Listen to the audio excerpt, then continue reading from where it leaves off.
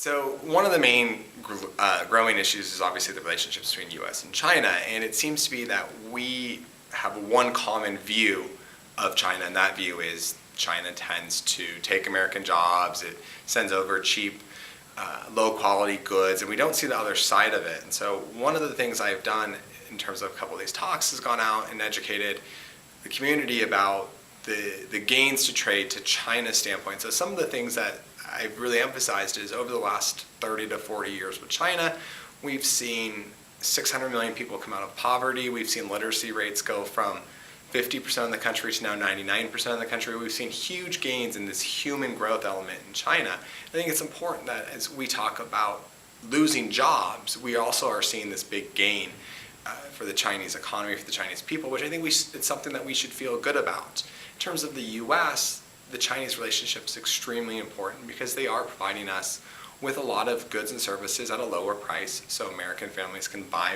more or buy stuff at a cheaper price. At the same time, they're providing us with money. They're providing us with money that is funding our deficits and debt. And so the main take of my talk is going forward, both of these countries are going to be entwined.